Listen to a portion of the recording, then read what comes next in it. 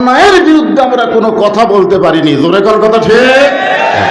বোবা শয়তান মুখের সামনে দিয়ে অন্যায় করে, তারপরেও আমরা কিছুই বলতে পারি নাই। 5ই আগস্টের পরে আর সেই দিন নাই, এখন জবান খুলে মুসলমানদের হক কথা বলা লাগবে। জোরে কর ঠিক? তাহলে আমার সঙ্গে হক কথাটা বলতে কি হয়? কোরআনের আয়াত আমি একটু গানের সুরে আপনাদের শোনাচ্ছি। সবাই বলেন, উপায় নাই রে, উপায় নাই রে, উপায় নাই, নবী বিনে আল্লাহ পাওয়ার উপায় নাই। আহা,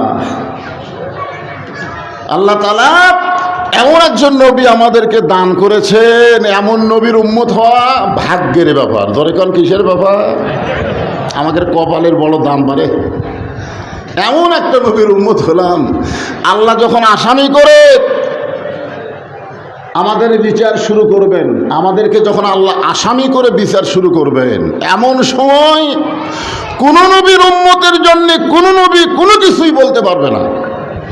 কারণ প্রত্যেকটা নবীরে খালি ইয়া নফসি ইয়া নফসি ইয়া নফসি জিকির করবি, তা আমার কি হবে, আমার কি হবে? কিন্তু একজন মাত্র নবী, ভাগ্যগুণে তিনি হলেন আমাদের নবী।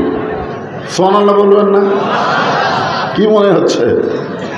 আছেন আমার মুক্তার, আছেন আমার ব্যারিস্টার, শেষ বিচারের হাইকোর্টেতে তিনি আমায় করবেন পার, আমি পাপী রাসূল জাবিন্দার।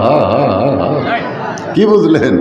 আল্লাহ যখন হাকিম হয়ে আমাদেরকে আসামি বানায় বিচার শুরু করবেন, ওই সময় আমাদের নবী আমাদের পক্ষে ওকালতি করে আমাদেরকে সুপারিশ করে জান্নাতে নিয়ে যাবে। আল্লাহ রাসূল বলেছেন, কোনো টেনশন করো না, খালি ঈমান নিয়ে কবরে আসো। যত পাপ তোমাদের থাক কোনো সমস্যা নাই, খালি ঈমান নিয়ে কবরে আসো, আমি নবী সমস্ত পাপ কাঁধে নিয়ে তোমাদেরকে সুপারিশ করে জান্নাতে পৌঁছে দিব। এমন নবী পাওয়া কিসের ব্যাপার? বিশ্ব নবীর উম্মত যেন কোনোদিন বলেন না হাইরে কপাল মন্দ, কোনোদিনও যেন বলেন না যে আমার কপাল পোড়া। আমরা বড় ভাগ্যবান যে বিশ্ব নবীর মতন একজন নবী পেয়েছি। ভাগ্যগুণী তিনি হলেন আমাদের নেতা। জোরে কোন সুবহানাল্লাহ। আল্লাহুম্মা সাল্লি আলা সাইয়্যিদিনা বলি না, আমরা বলি না? সাইয়্যিদিনা শব্দের অর্থ কি? আমাদের নেতা। আমাদের নবী শুধু নবী না, তিনি হলেন আমাদের নেতা। এই জন্য আল্লাহ কোরআনে বলেন, লাকাদ কানা লাকুম ফি রাসূলিল্লাহি উসওয়াতুন হাসানাহ। সফলতা যদি অর্জন করতে চাও, তাহলে দুনিয়ার কোনো মানুষকে নেতা না বানায়া, যিনি তোমাদের দুনিয়ারও সাথী আখিরাতেরও সাথী, আজও কান্দে মদিনায়, তাকে তোমরা নবী নেতা হিসাবে গ্রহণ করে নাও। এ কথা কার? বেহেশতের মধ্যে নবী গেছে জানেন? ফেরেশতা জিবরাইল বলতেছে, হুজুর লাইলাতুল মেরাজে আপনি যদি বেহেশত থেকে বের না হন, আল্লাহ বের করে দিবে না। কারণ আল্লাহ বেহেশত সম্পর্কে বলেছে, ফাদখুলুহা খালিদিন। কেউ যদি একবার জান্নাতে প্রবেশ করে, তাকে চিরস্থায়ীভাবে আল্লাহ জান্নাত দিয়ে দেয়। তা আপনি জান্নাতের মধ্যে ঢুকছেন, আর যদি বার না হন, আল্লাহ বার করে দিবে না। নবী উত্তরে বললেন, জিবরাইল আমি নবী আমার জন্য না, আমি নবী হলাম আমার উম্মতের জন্যে। আমাদের নবী কার জন্যে?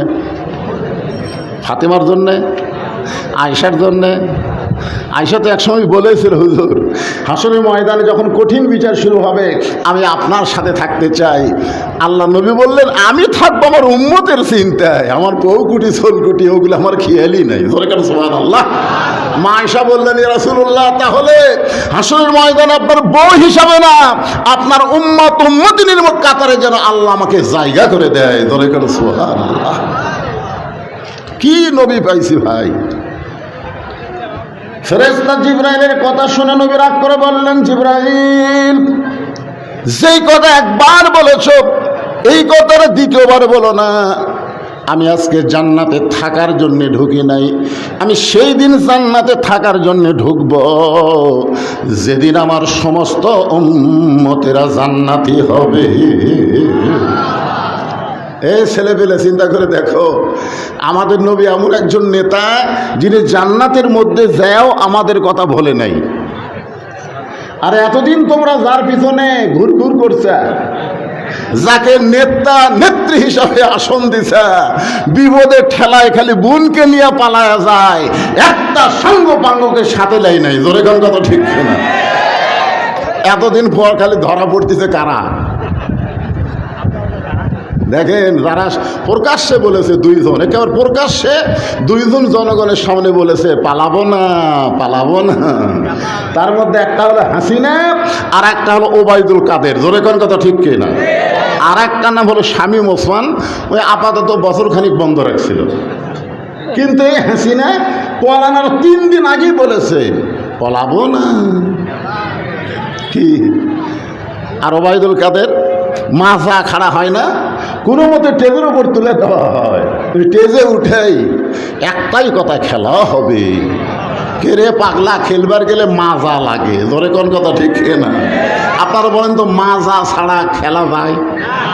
কোনো মাজা মরা ছেলের বিয়ে হয়? তো বিয়ে গেল আপনি, তোর মাজা আগেই মরে গেছে। হিজড়ার মতন ঢপ নিয়ে বাংলার 94% মুসলমানের দেশে ইচ্ছা মতো খেলা করবার চাইছে। আজকে একজনকেও খুঁজে পাওয়া যাচ্ছে না।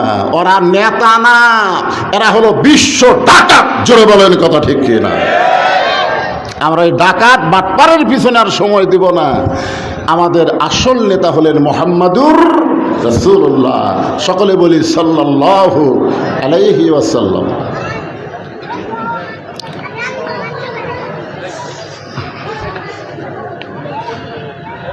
ষোলতম অধিবেশন বেলকুচি হাফিজিয়া মাদ্রাসা এবং এতিমখানা কমিটি কর্তৃক আয়োজিত 2 দিন ব্যাপী তাফসীরুল কোরআন মাহফিল আজকের এই সমাপনী রজনীতে আপনাকে শুকনা মাটির উপর চেয়ার, কি একটা অবস্থা পারে, চেয়ারম্যান সব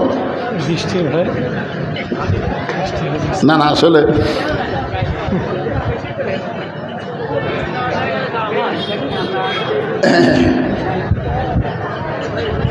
মাটি তো শুকনা সামনে দেখা যায়, পিছনে মনে কাটা আছে নাকি? আচ্ছা যাক, আলহামদুলিল্লাহ। চেয়ারে বসে থেকে ওয়াজ শোনার মতো মজাও আছে। অনেকগুলো নিচে বসার সমস্যা। কে এই মালটা কোন দিক দিয়ে ঢোকে, কোন দিক দিয়ে বাড়ায় রে?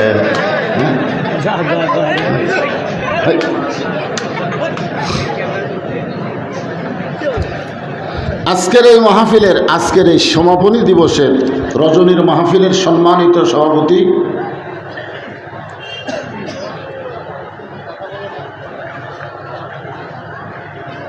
আলহাজ মোহাম্মদ আনোয়ারুল ইসলাম, জি ঠিক আছে। আজকের এই মাহফিলের সম্মানিত সহসভাপতি জনাব মোহাম্মদ নুরুল আমিন সরকার, সম্মানিত সভাপতিদ্বয়কে অন্তরের অন্তঃস্থল থেকে আমি শুভেচ্ছা জ্ঞাপন করছি। আজকের এই মাহফিলের প্রধান অতিথি জনাব গোলাম মোহাম্মদ সিরাজ। 5ই আগস্টের আগে বিজ্ঞাপনে একটা জামাত বিএনপির নাম দেখছেন আপনারা? আমি মনে করছিলাম সিরাজ সাহেবকে দাওয়াত দিয়েছে, অবশ্যই আসবে, কিন্তু উনি আসেনি। ওনার পক্ষ থেকে মনে হয় কোনো প্রতিনিধিও পাঠায়নি। আপনারা কমিটির লোক ভালো জানেন, পাঠায়নি। তো যাই হোক, উনি সাবেক এমপি, আপনাদের অত্যন্ত পছন্দনীয় মানুষ। যদিও না আসুক, ওনার কাছে গেলে মাদ্রাসার জন্য খালি হাতে ফেরত দিবে, কথা কয় না, না শব্দটা ধরে কর, এই সবের মধ্যে ঢুকবি, খালি হাতে ফেরত দিবে। কম পক্ষে এ মাদ্রাসায় 1 লক্ষ টাকা দিতে হবে। ধরে বলেন ঠিক, না দিলে পরে ঠেলা বুঝবে। এমনি এমনি নাম দিছে না, তার অনুমতি নিয়ে দিছে, অবশ্যই অনুমতি নিছে। আজকের এই মাহফিলের সম্মানিত বিশেষ অতিথিবৃন্দ, সম্মানিত ওলামায়ে কেরাম, সম্মানিত বক্তাগণ, সকলকেই অন্তরের অন্তঃস্থল থেকে আমি শুভেচ্ছা জ্ঞাপন করছি। এই মুহূর্তে আমার সামনে যারা বসে আছেন, জায়গা না পাওয়ার কারণে পিছনে শত শত আল্লাহর বান্দারা দাঁড়িয়ে আছেন। দুই একজন না, শত শত হবে। এখন এত চেয়ার কোথায় পায়? যাই হোক, ওনারা দাঁড়িয়েই থাকে, অসুবিধা নেই। তবে মাহফিল যারা আয়োজন করতেছেন তারা না বসে বাহির থেকে যারা ওয়াজ শুনতে এসেছেন তাদেরকে বসতে দেওয়া হলো নবীর সুন্নাত। কারণ যারা মাহফিল করতেছে তারা হলো মেজমান। তারা কি? কথা কয় না, তারা কি? আর যারা বাহির থেকে শুনবার আছে তারা হলো মেহমান। তো মেহমানদেরকে বসতে দেওয়া সুন্নাত। এখন আপনি নিজেরাই যদি আপনারাই বসে পড়েন আর বাইরের লোকেরা যদি খাড়া হয়ে থাকে তাহলে এটা কেমন হলো? তো যাই হোক, যারা বসে আছেন এবং যারা দাঁড়িয়ে আছেন সকলকেই অন্তরের অন্তঃস্থল থেকে আমি শুভেচ্ছা জ্ঞাপন করছি। সম্মানিত মা বোনেরা, আপনাকে চাইতে অনেক বেশি, কারণ তার কাছে চেয়ার নেই। তারা ঢালা বিছনাত বসে গেছে। মুরব্বী আমাকে কইল এই সাইডেও আছে, পিছন সাইডেও আছে। অসংখ্য মা বোনেরা আজকের এই মাহফিল এসেছেন। আমি তাদেরকেও শ্রদ্ধা জ্ঞাপন করে দীর্ঘ কয়েক বছর পরে এই মাহফিলে আপনাদেরকে জিজ্ঞাসা করতেছি, আপনারা সকলে কেমন আছেন? আলহামদুলিল্লাহ রব্বিল আলামিন। যে আল্লাহ শারীরিক সুস্থতা দান করে মানসিক প্রশান্তি লাভের জন্যে, আপনারা বলেন তো, কোরআনের মাহফিলে আসলে মনের মধ্যে একটা শান্তি আছে না নাই? জোরে কোন আছে না নাই? হ্যাঁ, এটা কে বলেছেন? আল্লাহ বলেছেন। আল্লাহ কোরআনে বলেছেন, ইজা যুকির আল্লাহ ওয়াজিলাত কুলুবুহুম। মানসিক প্রশান্তি লাভের জন্য আজকের এই জান্নাতের বাগানে আল্লাহ আমাদেরকে কবুল করেছেন। আমরা সে আল্লাহর ওপর খুশি না বেজার হয়ে বসে আছি? এই যে আমার এই মুরব্বী ভাই, আপনি কি বেজার হচ্ছেন? একটা হাসি খুশি দিবেন, বলেন না? কারণ আল্লাহ রাসূল বলেছেন, গোমরা মুখের চাইতে হাসি মুখ একটা সাদগা পরিমাণ সওয়াব। জোরে কেন সুবহানাল্লাহ। অট্ট হাসি না, খিলখিল খিলখিল করে হাসা চলবে না, মুস্কি হাসি, একটা সদগা পরিমাণ সওয়াব। সুবহানাল্লাহ করবেন না? একটা সদগা বোঝেন, একটা ছাগল সদগা দেয়, খেলা আছে, খালি হাসলি সওয়াব। এই জন্যে জবান খুলে সকল আল্লাহর দরবারে শুকুর গুজার করছি। রব্বানা লাকাল হামদ হামদান কাসীরান তাইয়িবান মুবারাকান ফীহি। আমরা প্রশংসা করলাম কার? কেন করলাম? এমনি এমনি? এই এমনি এমনি? আল্লাহর প্রশংসা করার কারণ হলো আল্লাহ আমাদেরকে জন্মসূত্রে মুসলমানের ঘরে কবুল করেছে। সুবহানাল্লাহ জোরে কর।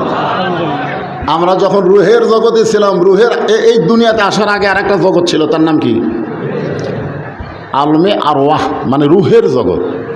আমরা যখন রুহের জগতে ছিলাম ওই সময় আল্লাহ আমাদের রুহুকে এত পছন্দ করছে যে হিন্দু বৌদ্ধ খ্রিস্টানদের ঘরে না পাঠায়া সরাসরি মুসলমানের ঘরে আল্লাহ আমাদেরকে কবুল করেছে। কিছুদিন আগে দুর্গা পূজা হয়ে গেল, আমরা মুসলমানেরা পহরা দিছি। হ্যাঁ, পহরা দেননি? যেখানে দুর্গা পূজা সেখানে হিন্দুরা ঘুম পাড়ছে আর মুসলমান পহরা দিছে। আসলে কিন্তু আমরা হিন্দুদের দুর্গা মূর্তি পহরা দেই নাই, আমরা পহরা দিয়েছি ষড়যন্ত্র। জোরে কোন কথা ঠিক কিনা? এই বাংলাদেশে একদল মুনাফিক, ভারতের দালাল, তারা যে কোনো অবস্থায় হিন্দুদের মূর্তি ভেঙ্গে এটার দায় চাপাবে মুসলমানের উপরে। জোরে কোন কথা ঠিক কি না? বাধ্য হয়ে আমাদের মন চায় না, তারপরেও অনেকেই আমাদের যুবক ভাইরা হিন্দুদের মন্দির পহরা দিচ্ছে। আল্লাহ কোরআনে বলেন, ওমাইয়াবতাগি গায়রাল ইসলাম দীনান ফালান ইয়াকবালা মিনহু, ইসলাম ছাড়া অন্য কোনো ধর্ম কেউ যদি গ্রহণ করে, হিন্দু কন, বৌদ্ধ কন, খ্রিস্টান কন, ইহুদি কন, যত ধর্ম আছে, অন্য কোনো ধর্ম কেউ যদি গ্রহণ করে, আল্লাহ বলেছেন সেইটা কবুল করা হবে না। একমাত্র কবুলযোগ্য ধর্মের নামই হলো ইসলাম। সুবহানাল্লাহ, জোরে কন বারে। মুসলমানের ঘরে জন্ম নেওয়া থেকে বেজার হোসেন। পোরশা, নওগাঁর পোরশা এক হিন্দু ছেলে আমার হাতে কলমা পড়ে মুসলমান হলো।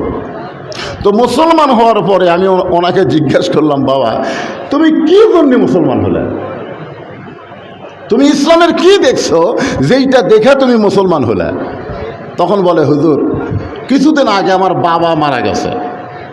বাবা মরা যাওয়ার পরে বাবাকে যখন শ্মশানে নিয়ে যাওয়া হলো, নিচে অনেকগুলো খড়ি দেওয়া হলো, খড়ির উপরে আমার বাপকে শোয়ানো হলো।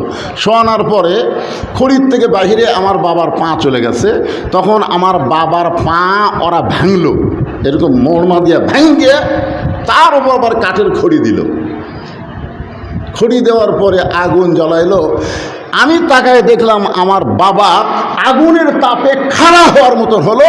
এমন সময় ওরা হাতুড়ি দিয়ে, লাঠি দিয়ে ওই দেহের উপরে অত্যন্ত আঘাত করলো। আমি আশ্চর্য হলাম যে আমার বাবা মরে যাওয়ার পরে তার এবার পুড়ে ছাই করে দিল। এইটা কোনো ধর্ম না, যেই ধর্ম মরার পরে সুন্দর করে গোসল করায়া কাফন পরে কবরে নামায়, ওটাই হলো আসল ধর্ম। বলে, হুজুর এতটুকুই, শুধু এতটুকুই আমাকে ইসলামের দিকে নিয়ে দিচ্ছে। চিন্তা করছেন? মরার পর আমাদেরকে কি করে? গোসল করায় কত সুন্দর করে কান্দত করে নিয়ে যায়, জানাজা পড়ে কবরের মধ্যে নামায়, চোখের পানি নিয়ে সবাই দোয়া পড়ে, কলমা পড়ে মাটি দেয়। আর সেই ইসলামের মধ্যে জন্মগতভাবে আল্লাহ কবুল করেছেন, মনে হয় খুশি হন নাই? তাহলে জবান খুলে বলেন সুবহানাল্লাহ। জন্মগতভাবে ইসলামের মধ্যে কবুল হয়ে কতটুকু লাভ সামান্য বলে আমি আপনাদেরকে নিয়ে যে আয়াতে কারিমা তেলাওয়াত করেছি তার তাফসিরে যাব। কতটুকু লাভ একটু বোঝানোর জন্য বলতেছি, কারণ আমরা না বুঝলে তো অনেক সময়।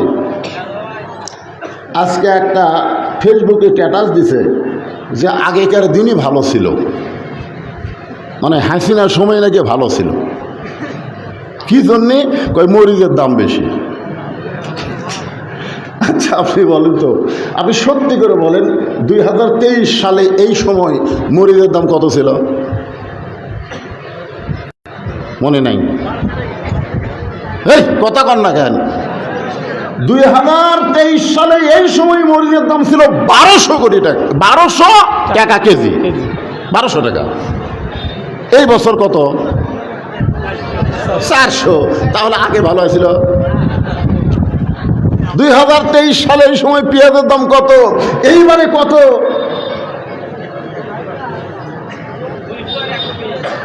বাংলাদেশের অতীত সরকার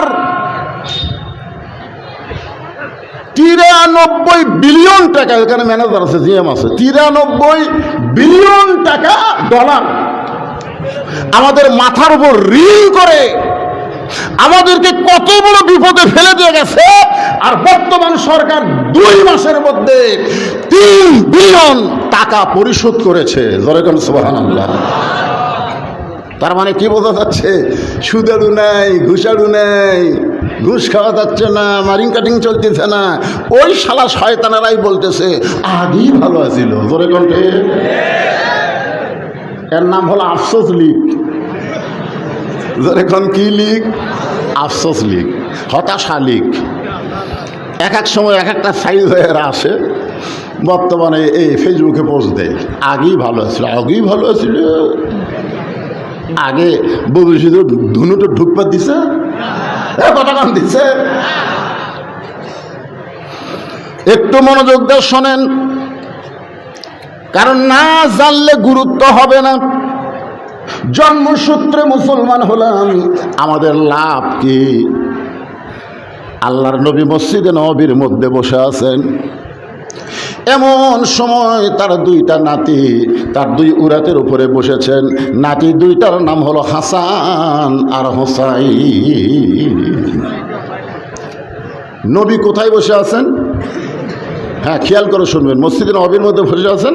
এমন সময় তার দুইটা নাতি দুই উরাতের উপরে বসে আছেন।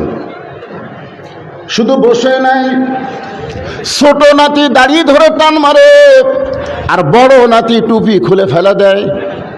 খালি দিল বসেই থাকলো তা না, হোসাইন দাড়ি ধরে এরকম টান মারে, আর হাসান মাথার টুপি খুলে ফেলে দেয়। ঠিক ওই সময় হযরত আবু বকর মসজিদ নববীর দরজায়, আবু বকর রাদিয়াল্লাহু তাআলা আনহু আসমানের দিকে তাকালেন। আসমানের পর্যন্ত কেউ হতে পারবে না। সুবহানাল্লাহ, জোরে বলেন না। তার মানে বুঝবার পারেননি, এক নাতি দাড়ি ধরে কি করতেছে, টানতেছে, আর এক নাতি টুপিগুলো ফেলে দিচ্ছে। নবী বিরক্ত না হয়ে দুই নাতিকে আবার বুকের মধ্যে নিয়ে চুমা খাচ্ছে। এইটা দেখে আবু বকর বলতেছে, আমার নবী শুধু নবী না, আমার নবী হলেন বিশ্ব নানা। আমাদের নবীর চাইতে ভালো নানা পৃথিবীতে কেউ আছে? আচ্ছা, নানা হিসাবে নবী এক নম্বর, স্বামী হিসাবে এমনি এমনি করলে হবে না তো। স্বামী হিসাবে আমাদের নবী কয় নম্বর? নবীর একই টাইমে একই সময়ে নবীর 9টা বউ আছিল। কয়টা? 9টা বউ। একদিন সব বউ নবীকে ঘিরে ধরে বলতেছি, ইয়া রাসূলুল্লাহ, আমাদের 9 জনের মধ্যে সবচাইতে বেশি ভালোবাসেন কাকে? নবী তো বেকায়দাত পড়ে গেলেন। যতদিন খাদিজা ছিল ততদিন এই প্রশ্ন কেউ করেনি, কারণ খাদিজা থাকা অবস্থায় নবীর দ্বিতীয় কোনো বউ ছিল না। এক বউ থাকলে কোনোদিন বলবে কাকে বেশি বেশি ভালোবাসেন? কোনোদিন বলবে? কারণ বই একটা। কিন্তু 9 জন বউ, নবী বলতেছে আপনাকে বলতে হবে আমাদের 9 জনের মধ্যে কাকে বেশি ভালোবাসেন। আল্লাহ রাসূল মুস্কি হাসিতে বললেন, এই কঠিন প্রশ্নের উত্তর আজকে দেওয়া যাবে না, এটার প্রশ্নের উত্তর হবে আগামীকাল সকালে। সমস্ত বিবিরা যখন ঘুমায় গেলেন, এমন সময় নবী আয়েশার ঘরের দরজায় ডাক দিলেন, আয়েশা। আয়েশা দরজা খুলে মুচকি মুচকি হাসতে স্যার বলতে, হুজুর আমি জানি 9 জনের মধ্যে আমাকেই বেশি ভালোবাসেন। আল্লাহ রাসূল বললেন, ভালোবাসার কথা বলতে আসি নাই রে, তোরে 2টা খেজুর দিলাম, 2 খেজুর 1 গ্লাস পানি দিয়ে খাবা, কিন্তু এই কথা কাউকে কবা না। হাফসার ঘরের দরজা দিয়ে ডাক দেন, হাফসা। হাফসা বের হয়ে বলতে, হুজুর আমি জানি আমাকেই আপনি বেশি ভালোবাসেন। আল্লাহ রাসূল বললেন, এই 2টা খেজুর 1 গ্লাস পানি দিয়ে খাবা, কিন্তু খবরদার কাউকে বলবা না। নবী প্রত্যেকটা বিবির দরজা দিয়ে ডাক দিলে 2টা করে খেজুর 1 গ্লাস পানি খাবা, কাউকে বলবা না। পরদিন সকালবেলায় সব বউ এসে বলতে, হুজুর আমাদের 9 জনের মধ্যে কাকে বেশি ভালোবাসেন এখন বলতে হবে।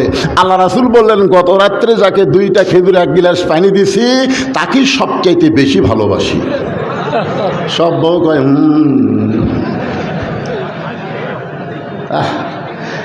আমাদের নবী এমন একজন স্বামী, 9 বউকে কন্ট্রোল করেছে, কোনো বউ ব্যাপার হয়নি। সুবহানাল্লাহ। আর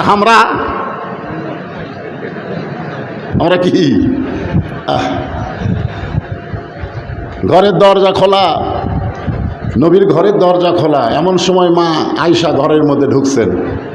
যেই ঢুকছেন নবী আর বসে থাকলেন না, নবী দাঁড়িয়ে গেলেন। আল্লাহ নবী দাঁড়িয়ে গিয়ে দরজা জানলা বন্ধ করে দিলেন। মা আয়েশা খালি থরথর করে কাঁপতেছে। আল্লাহ রাসূলকে, আয়েশা কাঁপো কেন? বলে, হুজুর আমি শুনেছি আপনার জুতার পরশে আল্লাহর আরশ ধন্য হয়ে গেছে। আপনি দরজা জানলা বন্ধ করলেন, আমার শরীর কম্পন দেওয়ার কারণ হলো যদি কোনো বেয়াদবি হয়ে যায়। আল্লাহ নবী বলেন, আয়েশা যতক্ষণ দরজা জানলা খোলা ছিল ততক্ষণ আমি নবী ছিলাম, কিন্তু দরজা জানলা বন্ধ হয়ে গেছে, আমি আর নবী নাই, আমি হলাম স্বামী আর তুমি আমার বিবি। আমি নবী কতক্ষণ ছিলাম? কতক্ষণ? যতক্ষণ দরজা জানলা খোলা ছিল, কিন্তু যেই বন্ধ হয়ে গেছে আরো নবী।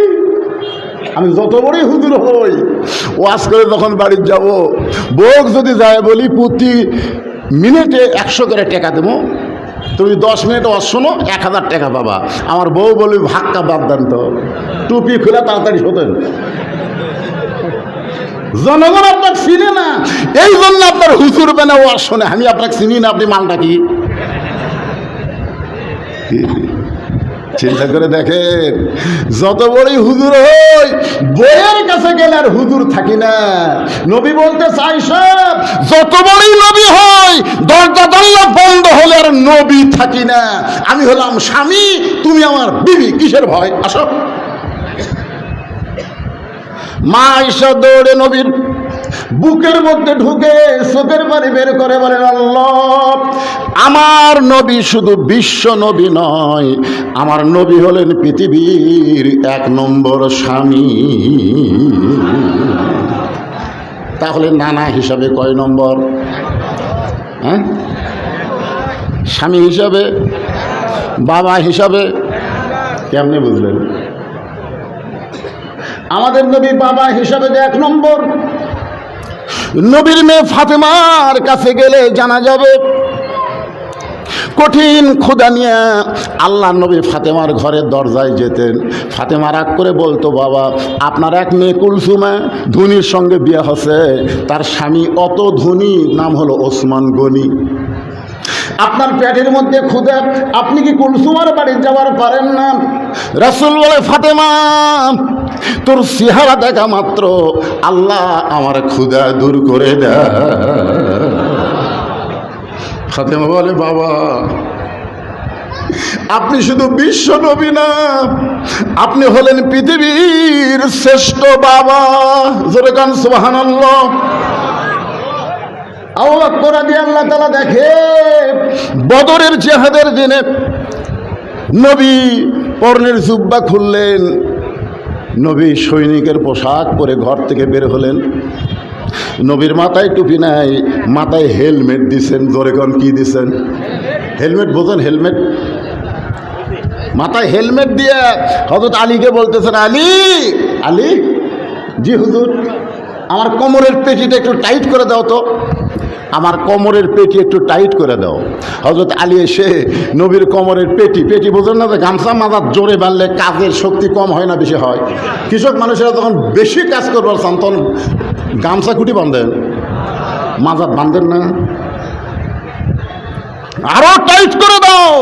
আবু বকর বললেন, ইয়া রাসূলুল্লাহ, আপনি আল্লাহর নবী, আপনার কোমরের বেল্ট এত টাইট করা লাগবে কেন? রাসূল বলেন, আবু বকর, আমি শুধু আল্লাহর নবী না, আজকে বদরের জিহাদে আমি হব আল্লাহর সেনাপতি। তাহলে সেনাপতি হিসাবে আমাদের নবী কয় নম্বর? নেতা হিসাবে কয় নম্বর? যেই দিকে যাবেন সেই দিকে আমাদের নবী হলেন 1 নম্বর। আবু বকর বলেন, আল্লাহ, দুনিয়ার শ্রেষ্ঠ নানাকে দেখলাম দাড়ি ধরে টান মারতেছে, মাথার টুপি খুলে ফেলে দিচ্ছে, এরপরও নানা নাক না করে 2টা নাতিকে বুকের মধ্যে নিয়ে আদর করতেছে। সুবহানাল্লাহ। এমন সময় হযরত উমর আইছে, এমন সময় উমর এসে এই দৃশ্য দেখি, ছি ছি, এই 2টা সন্তান বড় বেয়াদব, এরা সবসময় নবীকে কষ্ট দেয়। মানে হযরত উমর গরম সাহাবী না? ধরে কোন নরম না গরম? আল্লাহ রাসূল বলেছেন, আমার 4 জন সাহাবী 1 নম্বর। সাহাবারা বলেন, হুজুর 4 জন 1 নম্বর কেমনে হয়? রাসূল বললেন, নরমে 1 নম্বর হলো আবু বকর, গরমে 1 নম্বর ওমর, সম্পদে 1 নম্বর ওসমান, আর জ্ঞানের দিক দিয়ে 1 নম্বর। জোরে কন না কেন? তাহলে 4টাই কয় নম্বর? সবচাইতে গরম সাহাবী ওমর, দাড়ি ধরে টান মারা দেখা, টুপি খুলে ফেলে দেওয়া, এই দৃশ্য দেখার পরে বলতেছি, এই 2টা সন্তান বড় বেয়াদব হয়ে গেছে, এরা আল্লাহর নবীরে সব সময় কষ্ট দেয়। সঙ্গে সঙ্গে আবু বকর এভাবে শাহাদত আঙ্গুলি তুললেন, ওমর, যেই কথা একবার বলেছ এই কথার দ্বিতীয়বার বলবো না। উমর ফারুক 3 ধাপ পিছনে গেছে। ধরে কোন কয় ধাপ? হায় হায়, দুনিয়ার সবচাইতে নরম মানুষ গরম মানুষকে হুমকি মারতেছে। উমর, যে কথা একবার কছো আর একবার জান কইও না। হযরত ওমর 3 ধাপ পিছনে গেলেন। পিছনে যাওয়ার কারণ হলো নরম মানুষ যদি গরম হয়ে যায়, হাসিনার পলানো ছাড়া উপায় নাই। বাংলাদেশের মানুষ খুবই নরম ছিল। আবু সাইদ যখন, আগে আমরা রংপুরকে কি বলতাম, মফিস। রংপুরে কি কথা কয় না, আমাদের বগুড়াতে রংপুরের লোক দেখে এই মফিস, এই মফিস দেখা লোক। আসলে রংপুরকে আমরা তেমন গুরুত্ব দিতাম না, কিন্তু আবু সাইদ যখন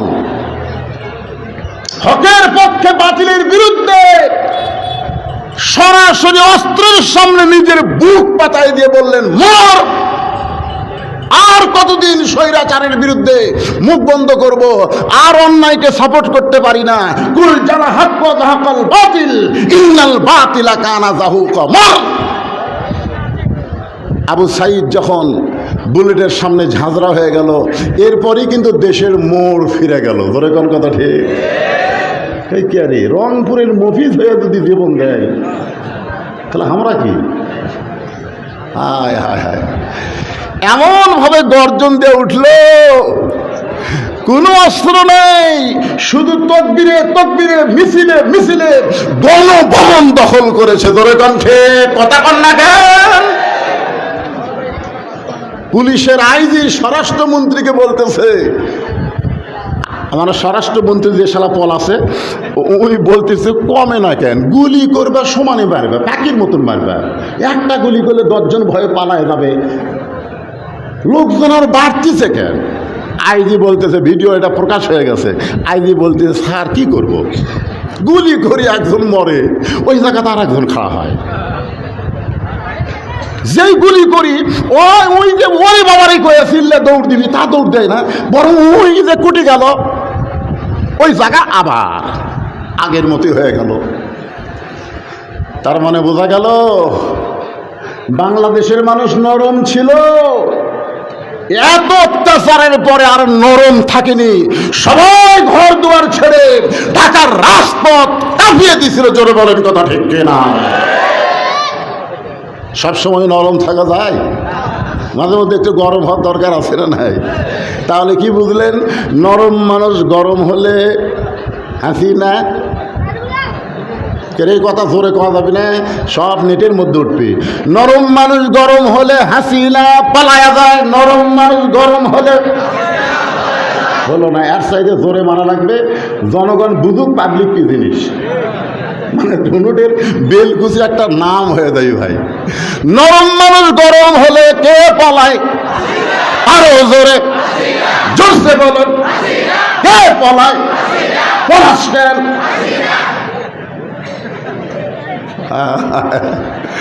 পালাও না, পলাশ করে। উমর ফারুকের মতন গরম মানুষ 3 ধাপ পিছনে গেছে। পিছনে গিয়ে জোড়হাত করে বলতে, আবু বকর ভাই, আমি সারা জীবন শুনি আপনি নরম মানুষ, আল্লাহ নবী বলেছেন আপনি হলেন নরমে 1 নম্বর, আপনি হঠাৎ এমন গরম হলেন কেন? আবু বকর বলে, ওমর, সব সময় নরম থাকা যাবে না, মাঝে মধ্যে নরমকেও গরম হওয়া লাগবে। এই যারা 2 জন কি করতেছে, এই সময় নরম থাকা যাবে না, যাবি? কারণ এরা হল সিজারের মাল, সিজারের মাল। এরকম যদি আপনি সাইজ না করেন, এরা সাইজ হবে না তো। কারণ জন্ম হওয়ার 2 দিন আগেই ওরকম পেট কেটে বের করছে। জন্ম হওয়ার কয়দিন আগে? 2 দিন পরে ওই নর্মালি এমনি আসতো। এই জন্য তো আল্লাহ বলেছেন, ওয়াসাইনা ইনসানা বিওয়ালিদাইহি ইহসানান হামালাতুহু উম্মুহু। মা হওয়া এত সহজ না। কি বলবো, প্রসবের ব্যথা, মা বিনে সেই ব্যথা কেউ তো বুঝবে না। মাজন ঠেকিয়া সন্তানের দায়, অকালে মা মারা যায়, কেন সে মায়ের ভক্তি করো না? এমন দরদি ভাবে কেউ হবে না আমার মা, মা গো।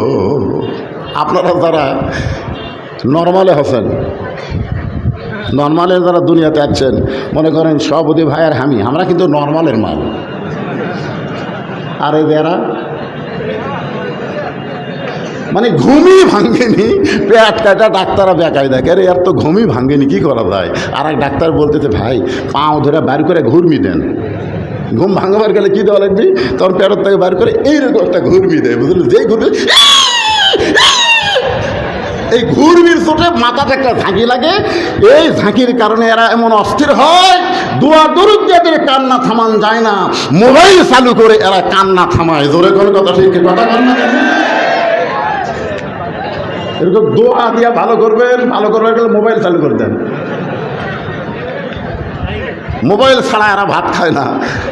সিজার করা, জোরে কোন কি করা, আরো জোরে কোন কি করা। এই জন্যে আপনাদের সামনে যারা মাঝে মধ্যে ছোটো ছোটো বাচ্চারা আছে, ওদেরকে আপনারা একটু সুন্দর করে সাইজ করবেন।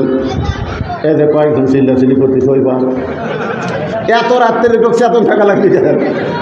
এই কার মায়ের সন্তান রে, এত রাত্রে চেতন থাকার দরকার কি? ঘুমায় দেন, একটু মনোযোগ দিয়ে কথাগুলো শুনবেন। জন্মসূত্রে মুসলমান হওয়াতে আমাদের লাভটা কি? এই লাভের কথা বলতে গিয়ে আমি বলতেছি, আবু বকর বললেন, ওমর সব সময় নরম থাকা যাবে না, মাঝে মধ্যে নরমকেও গরম হওয়া লাগবে। আপনার বলেন তো, ভারতের যত চ্যানেল এখন আর চলে? যে কতক্ষণ চলে? আমরা বহু ওয়াজ করেছি, স্টার জলসা জি বাংলা যতদিন বাংলার ঘরে ঘরে থাকবে, নারীরা যতই ওয়াজ শুনুক তাদেরকে ভালো করা যাবে। কিন্তু বিপদে পড়ে আমরা কোন দোয়া পড়ি? আপনারা বিপদে পড়লে কোন দোয়া পড়েন? হাসিনাও কাছে ভাইরে এমন বিপদে পড়ছি, দোয়া পড়বো, শালার নামও ইউনুস, দোয়ার নামও ইউনুস। জোরে খান কথা, ঠিক না? বর্তমানে উপদেষ্টার নাম কি? প্রধান উপদেষ্টার নাম কি? উনি কিন্তু নিজের অক্ষরে লেখেন মোহাম্মদ ইউনুস। তাহলে একই নামের মধ্যে কয় নবী? কথা কয় না, কয় নবী? একটা হলো মোহাম্মদ সাল্লাল্লাহু আলাইহি সাল্লাম, আর একটা নবীর নাম ইউনুস।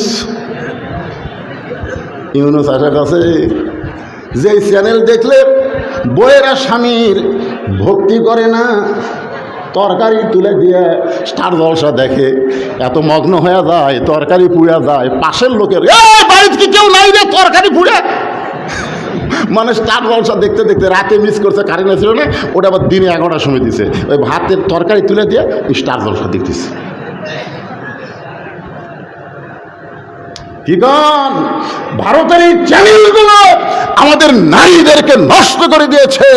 আমরা ওই সময় গরম হলে অনেক আগেই আমাদের মা বোনগুলো ভালো হতো। ধরে কোন কথা, ঠিক কি না? একটু গরম হন। আপনি মুরব্বী মানুষ, আর সালাতু খায়রুমিনার নাম শোনার পরে মসজিদে আসেন, আপনি একটা বুড়া মানুষ মসজিদে আসেন, আর আপনার আইডিয়া বেটা ঘুম পাড়ে, আপনার কি একটু গরম হওয়া চলবে না? কথা কন না কেন? আপনার 22 বছরের আগে ওই ঘুম পড়ে, আর আপনি বুড়ো, আপনি মসজিদে আসেন, যখনই নামাজ পড়েন ফেরেশতাকে আল্লাহ, মুরব্বী মানুষ কত কষ্ট করে এসে নামাজ পড়লো, এর রেজাল্ট কি? আল্লাহ বলতেছেন, কু আনফুসাকুম ওয়া আহলিকুম নারা। জাহান্নামের আগুন থেকে বাঁচতে গেলে খালি বাপ একলা বাঁচলে চলবে না, বেটা সহ বাঁচা লাগবে। তোর বেটা ঘুম পাড়তেছে আর ওই নামাজ পড়তেছে। ইসলাম ইয়ারকির ইসলাম না, ইসলাম হলো সবাই মিলে মানার নাম হলো ইসলাম। জোরে বলেন কথা, ঠিক? হ্যাঁ। এখন আপনার ওই সময় নরম থাকা চলবে না, সারাদিনই নরম হন। বাবা আসো, বাবা আসো, ভাত খাই, বাবা গোসল করো, বাবা সোনা ময়না কলজা, ঠিকই আছে, কিন্তু ওই যে আজানের সময় ঘুম পাড়তেছে, আর সালাতু খায়রুমিনার নাম শোনার পরেও ওই ঘুমোর থেকে উঠতেছে না। ওই সময় আর নরম থাকলে আপনার ঈমান থাকবি না, নামাজও কবুল হবি না। ওই সময় আপনার গরম হওয়া লাগবে। আস্তে আস্তে বিলাই যেমন ইন্দুর ধরে, আস্তে আস্তে ঘরের মধ্যে ঢুকবেন। ঢুকে তুই মুসলমানের বাচ্চা না হিন্দুর বাচ্চারা? আর সালাতু খায়রুন নাম শোনার পরে আমি বুড়া হয়ে চেতন পেলাম, তুই চেতন পাস না কেন? ওঠ ওঠ, 3টা পর্যন্ত আর্জেন্টিনার খেলা দেখে পারিস? 3টা পর্যন্ত ব্রাজিলের খেলা দেখে পারিস, সকালে উঠে গল্প মারিস মেসি আর নেইমার, হ্যাঁ, আর ফজর আজান শুনে ঘুম পাড়িস, মসজিদে হোক। এমন তারা মারছে উনি কাঁপতে কাঁপতে, বাপের ঘর তুই ঘুম পাড়ে, বাপের কামায় খায়, উপায় আছে ভাই? অজু করে মসজিদের মধ্যে আমার পায়ের গোড়ালির সঙ্গে গোড়ালি মিল করে কাতার সোজা কর। বাপ বেটা দুইজন নামাজ পড়ে যখন সালাম ফিরাই, ফেরেশতা বলে আল্লাহ রেজাল্ট কি? আল্লাহ বলতেছে বাপ বেটা দুইটাই জান্নাতি। আপনার 17 বছরের একটা মেয়ে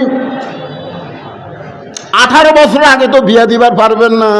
বর্তমানে বাংলাদেশে বাল্য বিয়া বন্ধ হচ্ছে, কিন্তু বাল্য প্রেম বন্ধ হয়নি। জোরে কোন ঠিক কি না?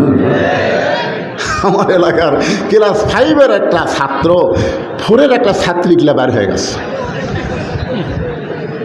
সবাই বলল দোষ তো নাই, কারণ সরকার বাল্য বিয়া বন্ধ করছে। বাল্য প্রেম কি বন্ধ করছে? বাল্য বিয়া হালাল। কোন কিতাব দিয়ে প্রমাণ করতে পারবে না যে বাল্য বিয়ে হারাম, কিন্তু প্রেম সবসময় হারাম। জোরে কথা কন না কেন? কিন্তু বাল্য প্রেম হারাম সেইটা সরকার করে ফেললো না, যেটা হালাল সেটাই।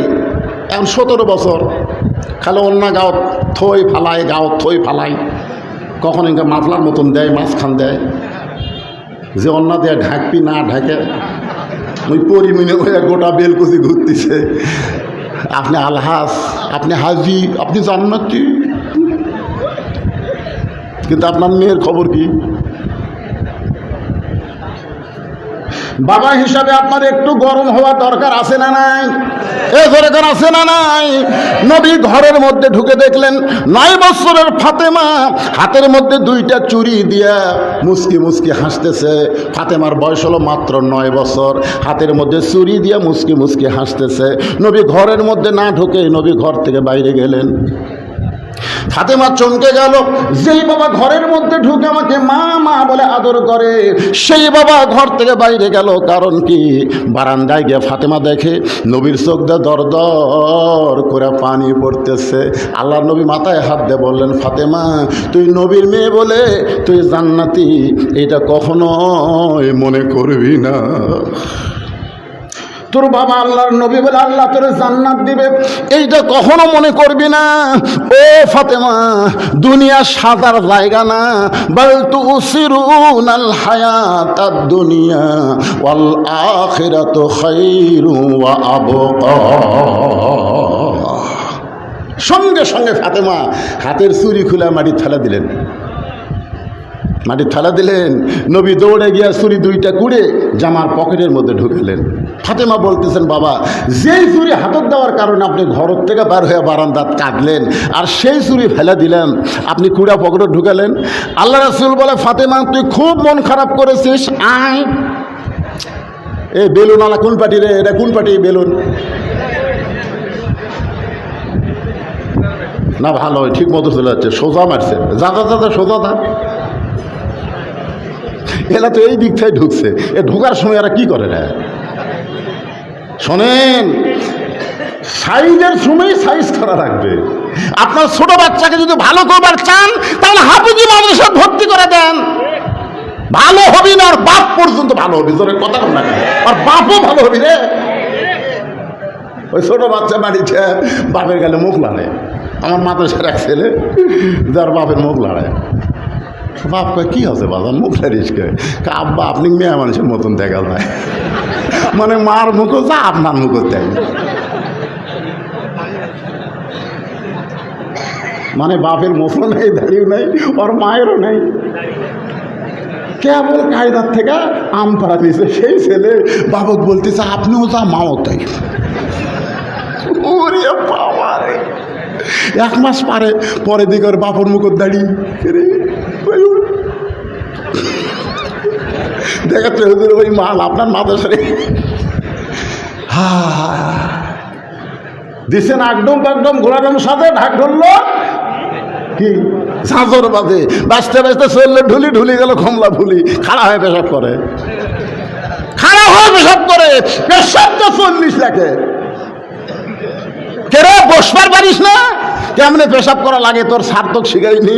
ও তখন হাসার কাছে চাষা প্রাইমারি পেশাবখানার যায় দিকে আমার সারই খারাপ হয়ে পেশাব করে, তুই মাল ভালো হবি। এই মাদ্রাসায় দেন পেশাব কেমনি করা লাগে, কেমনি পরিষ্কার হওয়া লাগে। রাসূল বলেছেন ওই ব্যক্তির কবরের সবচাইতে বেশি আযাব হবে যে পেশাব থেকে পবিত্র হয় না। সবাই ঠিক বললেন না, তার মানে কি মন খারাপ করতেছেন? আল্লাহ রাসূল বললেন ফাতেমা তুই কি কষ্ট পাইছিস মা, আয় তুই আমার কাছে আয়। যেই নবীর মেয়ে ফাতেমা নবীর কাছে গেছে, নবী ডান হাতখানা ধরে চুমা খাচ্ছে। সুবহানাল্লাহ। কারণ আপনার মেয়ে 5 বছর পর্যন্ত, কয় বছর? 5 বছর পর্যন্ত আপনি কপালত, নাকত, মুখত, থুতুত, বুকত যে কি খুশি সেটি চুমা খাওয়া পারবেন। কিন্তু যখনই 7 বছর পার হবি তখন আপনি কপালত, থুতুত, কপালত, থুতুত। যখন হাসতেছেন কে? নিজের জন্মদাও দেখে হলো ইসলাম কত সুন্দর। যে 9 বছর হবে তখন আর কপালে তো দেওয়া যাবে। জোরে কন কোন জায়গাত? শিখাইলেন কোন জায়গাত? হাতে। আল্লাহ নবী হাতে একটা চুম্বন দিয়ে বললেন ফাতেমা এই চুরি আমি যত্ন করে রাখা দিব মা। শুধু চুরি যত্ন করে রাখবো না, একদিন তোর নাকে নাকফুল পরায় দিব, একদিন তোর কানে দুল পরায় দিব, একদিন তোমার গলাত মালা পরায় দিব। ফাতেমা বলেন বাবা কবে? সেই দিন কবে? আল্লাহ রাসূল বললেন যেদিন তোমার বিবাহ হবে। 2-1 জন সুবহানাল্লাহ বলেন। তা রাসূল বললেন ফাতেমা মেয়েরা যদি সাজতে হয় কেবলমাত্র এক ব্যক্তির জন্য সাজবে, সেই ব্যক্তি হলো তার স্বামী। স্বামী ছাড়া দেওয়ার জন্যে, দুলা ভাইয়ের জন্যে। জোরে বলেন, আরো জোরে। কারণ এই দুইটাই হলো মেয়ে মানুষ নষ্ট করার বড় জম। জম জম বোঝেন? আজরাইল চাইতেও খারাপ। একটা হলো দুলা ভাই আর একটা হলো দেওরা। যখন বড় ভাই মানুষের গেছে তখন দেওরা বিয়া না করেই মনে হয় একটা ওভার ডিউটি পাচ্ছে। তোর এখন কথা ঠিক কি না? ভাবি ভাবি আপনার কি সাইজ ভাবি, মনে হয় আপনার বিয়েই হয়নি। শালার বড় ভাই অক্ষুয়া মানুষের গেছে, টাকা কামাই করে পাঠাচ্ছে আর ওই ফিল্ডিং মারতেছে ভাবির সাথে। আর বিয়ে দেওয়ার পরে অনেক দুলা ভাই যুবতী শালী যদি থাকে দেখবেন বইয়ের চাইতে শালীর জন্য বেশি জিনিস কিনে। কারণ কি করবে? ওভার ডিউটি মারবি। জোরে কোন কি মারবি? তাই মা বোনদেরকে আমি বলতেছি, মা অসংখ্য মা বোনেরা যখন পর্দায় আছেন, পুরুষ জাতের মধ্যে এই 2 দলকে আপনারা কাল সাপের মতন ভয় করবেন। একটা হলো দেওরা আর একটা হলো দুলা ভাই। জোরে বলেন একটার নাম কি? দেওরা। জোরে বলেন নাম কি? ওই ছোটবেলা তোমরা গান শুনছি। আপনি বেন তখন কত বড় হয়েছিলেন? আমি খুব ছোট অবস্থায় একটা গান শুনছি। বাড়ির কাছে বেতেরা হাল জুইড়াছে ছোট দেওরা রে, স্বামী আমার যেমন তেমন, দেওরা হলো কলজার মতন রে। আর নানি গো নানি বলি যে আমি, আমারে লইয়া চলো দুলা ভাইয়ের বাড়ি। শোনেননি গান? শোনেননি? দুলা ভাই আমার জানের জান, প্রাণের প্রাণ। দুলা ভাই যদি তোরই জানের জান, প্রাণের প্রাণ হয় তাহলে তোর বোনের কি? আমার মায়েরা বোনেরা শোনেন, মেয়েরা কেবলমাত্র এক ব্যক্তির জন্য সাজতে পারবে, সেই ব্যক্তি হলো তার স্বামী। স্বামী ছাড়া অন্য কোনো পুরুষের জন্য সাজা যায়? আরো জোরে বলেন সাজা যায়? আপনি যখন বাড়ি থেকে বের হবেন, ইসলাম কোরআনে বলে দিয়েছেন, অকরনা ফি বুয়ুতিকুন্না ওয়ালা তাবাররাজনা তাবাররুজাল জাহিলিয়াতিল উলা। এই তোমরা যখন ঘর থেকে বাইরে যাবা, তখন তোমরা সাজগোজ করে বাইরে যাবার পারবা না। কালো রঙের ঢিলে একটা বোরকা পরবা, কালো রঙের বোরকা পরবা, কারণ কালোর প্রতি মানুষের আকর্ষণ কম না বেশি? আরো জোরে কম না বেশি? আমি দেখছি আমাদের এলাকায় তখন এই যে বাগুন আবাদ করতে, বাগুন এখন তো দাম বেশি হলে বেগুন, আর কম হলে বাগুন। যখন দাম কমবে বাগুন কত করে ধরা রে, আর যখন দাম বেশি তখন বেগুন কত করে পোয়া। তো এই বেগুনের মধ্যে একটা খ্যাড় দিয়ে একটা মানুষের মতন বানায়, তার মাথাতে একটা কালো পাতিল, বুঝলেন, কালো পাতিল দিয়ে চুন দিয়ে চোখ বেনা দিতেছে, চোখ আরে লাখ। আমি বাগুন আর বলতাম, কে রে ভাই, এই যে ইয়ার মূর্তির উপরে যে কালো হাঁড়ি দিয়েছেন, তার মানে কি কয়, হুজুর কালো যদি চোখত পড়ে তাহলে বাগুনের দিকে আর চোখ পড়বি না, কারণ মানুষের চোখ এতই খারাপ হুজুর, সরাসরি বাগুন দেখলে পোকা লাগবে, এই জন্য আগে চোখ পড়বে হাঁড়ির, তারপরে বাগুনত, অসুবিধা নেই। তো মেয়েরা যখন কালো বোরকা পড়বে, বোরকার দিকে পুরুষের চোখ পড়বে, আর মেয়ের প্রতি কোনো আকর্ষণ থাকবে না। ধরে বলেন কথা ঠিক? এই জন্য রঙিন চলবি না, আই রে বোরকার সাইজ রে। মেয়ে মানুষ দেখার জন্য, বোরকা দেখার জন্য বারবার তাকায়। আমি মা বোনদের জন্য বলবো, মা, আল্লাহর কোরআনের আয়াত আমল করে কালো বোরকা, তাও হবে ঢিলা ঢালা। ধরে কোন কি ঢালা? বোরকা পরে চলতে হবে, কারণ সাইদাতুন নিসায়ে আহলেল জান্নাহ ফাতেমা তো জোহরা, জান্নাতের সমস্ত নারীদের নেত্রী যিনি হবেন ফাতেমা। ফাতেমা কিন্তু নামাজের জন্য জান্নাতের নেত্রী হয় নাই, ফাতেমা কিন্তু বেশি জ্ঞানী হওয়ার জন্যে জান্নাতি নারীদের নেত্রী হয় নাই। ফাতেমা রোজা বেশি থাকছে, এই জন্য জান্নাতি নারীদের নেত্রী হয় নাই। ফাতেমা জান্নাতি নারীদের নেত্রী হয়েছে শুধুমাত্র পর্দার কারণে। জোরে বলেন কিসের কারণে? শুধুমাত্র পর্দার কারণে। জান্নাতুল বাকির মধ্যে ফাতেমার কবর কোথায়? দুনিয়ার কোনো মানুষ খুঁজে পাবে না, কিন্তু জান্নাতুল মাওয়ার মধ্যে খাদিজার কবর কোথায়? সবাই খুঁজে পায়। যারা হজ করছেন তাদের কাছে শুনে রাখবেন, মায়ের কবর সবাই খুঁজে পায়, কিন্তু মেয়ের খবর কেউ খুঁজে পায় না। মা খাদিজার কবর সবাই খোঁজে, জান্নাতুল মাওয়ার মধ্যে সবাই জিয়ারত করে, কিন্তু জান্নাতুল বাকি মদিনায় ফাতেমার কবর কোন জায়গায় কেউ জানে না। মদিনারও কেউ জানে না রে, মদিনারও কেউ জানে না। এমনকি হযরত আলী কবর দেওয়ার পর আল্লাহকে বলতেছে, আল্লাহ তোমার পর্দানিশী বান্দিকে কবর দিলাম, তুমি তাকে কবুল করে নাও। এ দোয়া করার পরে তাকায় দেখে সামনে পুরাতন কয়টা কবর। এখনই ফাতেমার কবর দিলাম, সেই নতুন কবর কুটি। হযরত আলী বললেন, এখনই ফাতেমাকে কবর দিলাম, সেই নতুন কবর কোন জায়গায়? ফাতেমার কবর। ফাতেমার কবর বলে গোটা জান্নাতুল বাকি দৌড়ায়। আল্লাহ বলে, আলী রে দৌড়া লাভ নাই, ফাতেমা পর্দানিশী, আমি আল্লাহ জোহরা ডিগ্রি দিয়া তার কবরটাকেও কিয়ামত পর্যন্ত পর্দা করে দিয়েছি। আমার মায়েরা, বেশি ওয়াজ আপনাদের শোনা লাগবে না মা, পর্দার মধ্যে থাকবেন। পর্দার মধ্যে যখন মেয়েরা থাকবে, ওই মেয়েদের হাতের মধ্যে আল্লাহ তাআলা বরকত দিয়ে দিবে। সুবহানাল্লাহ। কথা কন না একেবারে। এখন ইলিশ মাছ পাক করে বউ আপনাকে দিচ্ছে, আপনি খায় এখন, এখন ইলিশের স্বাদ নেই।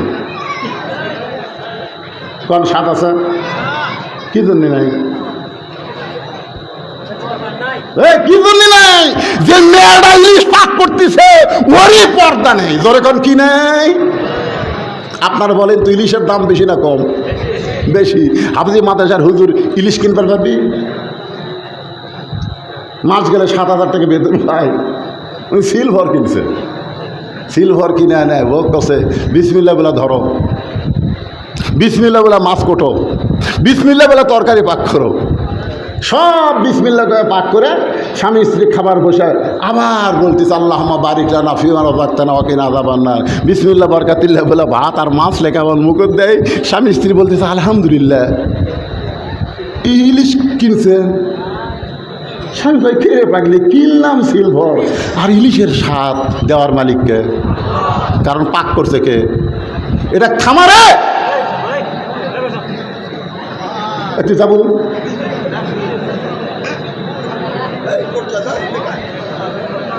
শোনেন, সিলভার মাছ পাক করছে হলো পর্দা নিশে হাফেজের বউ, আর প্রাইমারি মাছ গেলে 50,000 টাকা বেতন পায়। 1800 টাকা কেজি ইলিশ কিনছে, 1800 টাকা বউরে দিছে। বউ আরো 2-4 জন কষে, আজগা সাহেব ইলিশ আনছে, তোরা কিনবে পারিস? পাক করে খাবার বসে, বিসমিল্লাহ না আল্লাহ নাই কিছু নাই, খাবার বসে ভাই কে রে, ইলিশের স্বাদ নাই রে, ইলিশের স্বাদ নাই, ইলিশের স্বাদ নাই না তোর কে আল্লাহ নাই। একটু মনোযোগ দিয়ে শুনবেন। আবু বকর বললেন, ওমর সব সময় নরম থাকা যাবে না, মাঝে মধ্যে গরম হওয়া লাগবে। ওমর ফারুক বললেন, গরম হওয়ার কারণ কি? আবু বকর বললেন, ওমর তুমি যে 2টা সন্তানকে বেয়াদব বলতেছ, যে 2টা সন্তানকে তুমি বললে বেয়াদব, জোরেগণ কি বলছে? নবীরে কষ্ট দেয়, এই 2 সন্তানকে তুমি চিনো? মারাত্মক কথা আবু বকর যদি বলতেন, ওমর এই 2 সন্তানকে তুমি জানো, তাহলে উত্তর দেওয়া সহজ হইতো। কিন্তু আবু বকর বললেন, ওমর এই 2টা সন্তানকে তুমি চিনো? আপনারা বলেন তো, জানা আর চিনার মধ্যে তফাৎ আছে না নাই? জোরে কোন আছে না নাই? জানা মানে কি? জানা মানে এই যে কোরআন শরীফ পৃথিবীর শ্রেষ্ঠ কিতাব, আপনারা জানেন? জানেন না? জোরে কোন জানেন না? কোরআন পৃথিবীর শ্রেষ্ঠ কিতাব, আপনারা কি চিনেন? স্বাধীনতার পর আমার বয়স, আমি মুজিবের শাসন দেখছি, আমি নিজেই শেখ মুজিবের শাসন দেখছি। 75 সালে শেখ মুজিবর সপরিবারে যখন নিহত হলো, তারপরে কিছুদিন অল্প সময়ের মধ্যে মোস্তাক আর সাইন 2 জন শাসন করছে, জরিগান ঠিক কিনা ভাই? তারপরে দেখলাম মেজর জিয়ার শাসন। অল্প দিন শাসন করলে কি হবে? জিয়াউর রহমান যে শাসনটা করছে, ওই শাসনটা অত্যন্ত ভালো ছিল। তখনকার অনেক আলেমরা জিয়াউর রহমানকে হযরত ওমর ফারুকের মতো মনে করত। সুবহানাল্লাহ। তাহলে কি বুঝলেন? জাতির পিতা শেখ মুজিবের শাসন দেখলাম, জাতির ঘোষকের শাসন দেখলাম, জিয়া হলো জাতির ঘোষক, জাতির ঘোষকের শাসন দেখলাম। তারপর দেখলাম মফিজ এলাকার, কোন এলাকা? মফিজ এলাকার এরশাদ চাচা 9 বছর দেশ শাসন করলো। 9 বছর দেশ শাসন করে আমাকে 3টা জিনিস দিয়ে গেছে। কয়টা? 3টা জিনিসের মধ্যে 2টা এখনো বহাল আছে, আর 1টা বিলুপ্ত হচ্ছে। 3টা জিনিসের মধ্যে 1 নম্বর, আগে রবিবার দিন সরকারি ছুটি ছিল, রবিবার হলো খ্রিস্টানদের ভালো দিন। কিন্তু এরশাদ চাচা এসে খ্রিস্টানদের রবিবারকে লাথি মেরে মুসলমানের জুমার দিন ঘোষণা করেছে। সুবহানাল্লাহ, জোরে কোন বারে? চাচার ভালো কাম কি? রাস্তার অসুবিধা হচ্ছে শুনতে? ভালো কাম করছে, রবিবারের দিন ছুটি আসলো। কম আপনি খাননি রবিবার ছুটি খাননি? হ্যাঁ, আগে কি বার ছুটি আসলো? আগে রবিবার। এই রবিবার মারছে লাগতি। তখন আমেরিকা খ্রিস্টান, ইংরেজ খ্রিস্টান বলল, সব আমাকে রবিবার বাদ দিয়ে তুমি শুক্রবার ঘোষণা করলাম, আন্তর্জাতিক সাহায্য বন্ধ করে দেব। এরশাদ চিল্লায় বলল, তোদের সাহায্য বন্ধ হলে কি হবে? আমার আল্লাহর সাহায্য চালু থাকবে। অন্তর থেকে কন্ত। এরশাদ চাচা মরদ মানুষ যখন দেশ শাসন করছে, কোন জিনিসের দাম কি কত পারবে? হ্যাঁ, 9 টাকা। আর এরশাদ চাচার সময় পেট্রোল আছিল 60 টাকা রে পাগলা। এরশাদ চাচা ভাই খালি রবিবার খ্রিস্টানের দিন বাদ দেয়, মুসলমানের শুক্রবার যখন ছুটি দিল, তাতে আল্লাহ বরকত দিল। জোরে কর সুবহানাল্লাহ। এরশাদ চাচার 2 নম্বর কাম হলো ইসলাম ধর্মকে রাষ্ট্র ধর্ম ঘোষণা করলো। বাংলাদেশের রাষ্ট্র ধর্ম ইসলাম এই ঘোষণা করেছে কে? আপনারা কি জানেন না? ইতিহাসকে আমি নতুন জানাচ্ছি না, জানেন? তাহলে জোরে নাম বললেন, নাম বলেন, নাম কি? আরো জোরে। 3 নম্বর কাম হলো মসজিদ মাদ্রাসায় কারেন্টের বিল দেওয়া লাগতো। মসজিদ মাদ্রাসায় ইচ্ছা মতো ফ্যান ঘোরাও, বাতি চলাও, কোনো কারেন্টের বিল দেওয়া লাগতো। এখন লাগে? এখন লাগে? কিন্তু দুটো এখন আছে, শুক্রবার ছুটিও আছে, রাষ্ট্রধর্ম ইসলাম আছে। খালি 564 মসজিদ বানালে হবে না, মসজিদের গুরুত্ব মুসলমানকে দেওয়া লাগবে। ধরে কথা ঠিক কি না? 9 বছরের এরশাদ চাচার শাসন দেখলাম। এরশাদ চাচার পরে আবার দেখলাম বগুড়ার বউ বেগম জিয়া। জোরে কন কি জিয়া? তারপরে দেখলাম আবার বাপের বেটি হাসিনা, বাপের বেটি, কথা কয় না, বাপের বেটি। তারপর আবার দেখলাম কি বেগম জিয়া। জোরে কন কি জিয়া? তারপরে দেখলাম বাপের বেটি হাসিনা ওই যে চেয়ারত বসলো। ভাই, দিনের ভোট দিনে হয় না, রাতি হইয়া যায়। এই 24 সালে যখন ভোট হলো, ভাই আই রে কাউল, রে কাউল, আমার বগুড়ার ভাষাতে কয় কাউল, এটা তো বগুড়াই। এক সময় সিএসি কে আব্দুল আওয়াল, কি নাম বারে, ভোট কিরকম হলো? 11টা পর্যন্ত, এ পর্যন্ত ভোট পাওয়া গেছে 11%। কত পার্সেন্ট? শতকরা কত পার্সেন্ট? একটার সময় সাংবাদিক জিজ্ঞাসা করলো এখন কত পার্সেন্ট? কয় 13%। ওই তো জানে যে ভোট হবি না, ঘুম দিছে, ঘুম, সেই ঘুম দিছে। 3টার সময় ঘুমোরটা ঘুটে একা কত পারতেন? কয় 41%।